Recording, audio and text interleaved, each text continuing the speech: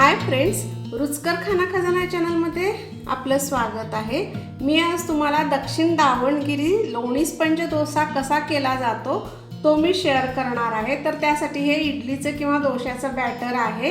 हे 3 वाटी तांदूळ आणि 1 वाटी उडदाची डाळ या प्रमाणात मी हे भिजवलं होतं। मिक्सरला रात्रभर भिजवून मिक्सरला दुसऱ्या दिवशी मी वाटून घेतलेलं आहे हे।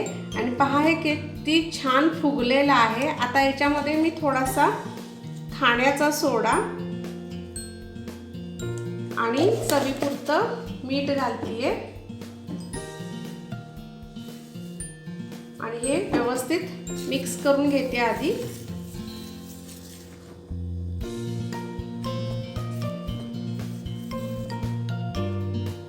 आणि आपल्याला आता डोसा घालायचा आहे, त्यामुळे हे बॅटर आपल्याला थोडंसं पातळ हवं आहे। सो मी याच्यामध्ये मी आता थोडंसं पाणी ॲड करते, जास्तही ॲड करायचं नाही, जेणेकरून आपला डोसा व्यवस्थित उठला पाहिजे तव्यावरून। अशा प्रकारे हा बॅटर तयार करून घ्यायचा आहे। हे पहा इतपत पातळ राहिलं पाहिजे हे असं।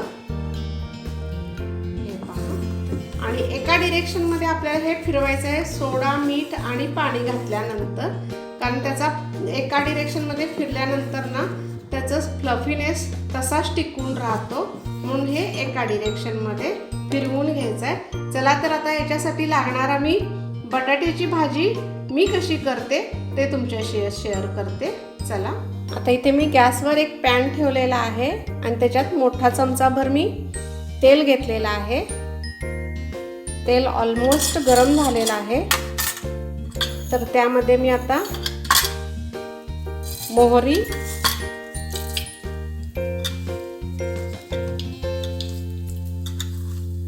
आणि जिरे, त्यानंतर याच्यात मी उडदाची डाळ घालते। साऊथ इंडियामध्ये बहुतेक सगळीकडे उडदाची डाळीचा वापर करतात, तर याला थोडंसं लालसर होऊ द्यायचं आहे आपल्याला उडदाच्या डाळीला।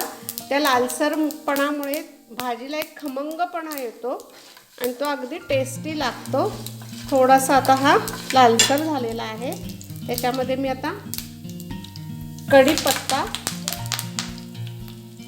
हिरवी मिरची हे थोडंसं फ्राय करून घ्यायचं आणि त्याच्यामध्ये मी आता थोडासा मोठा असा कांदा चिरून घेतलेला आहे,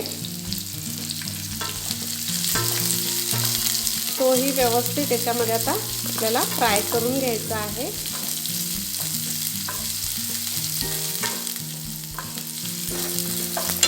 आता याच्यामध्ये मी थोडंसं मीठ घालते चवीपुरतं, म्हणजे कांदा लवकर फ्राय होऊन जातो। आता हे व्यवस्थित पुन्हा सगळं परतून घ्यायचं आहे।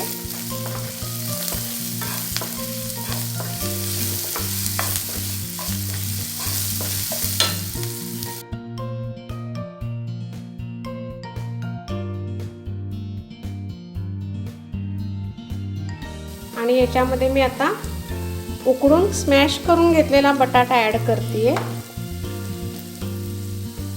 बाहेर पहा गाड्यांवर वगैरे असाच आपल्याला बटाटा स्मॅश केलेला मिळतो। आणि हा बटाटा आता मी व्यवस्थित सगळा परतून घेते। आता ही बटाट्याची भाजी तयार आहे। वरून याला आता कोथिंबीरीने गार्निश करायची आहे। चला तर आता आपण पुढची प्रोसेस पाहूया। आता इथे मी गॅसवर तवा ठेवलेला आहे। तवा थोडासा मी तेलाने ग्रीस करून घेतलेला आहे, प्रीहीट करून घेतलेला आहे तेल लावून। त्यानंतर आपल्याला आता हे याच्यावर बॅटर घालायचं आहे।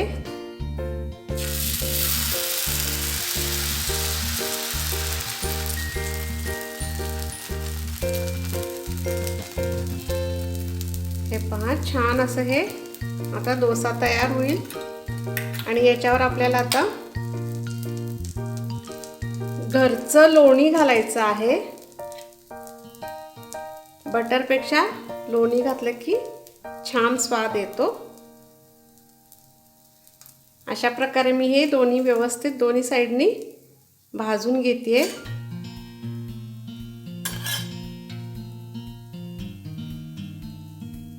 हा जाडसरच ठेवायचा आहे, म्हणून तर याला आपण स्पंज डोसा असं नाव दिलेलं आहे.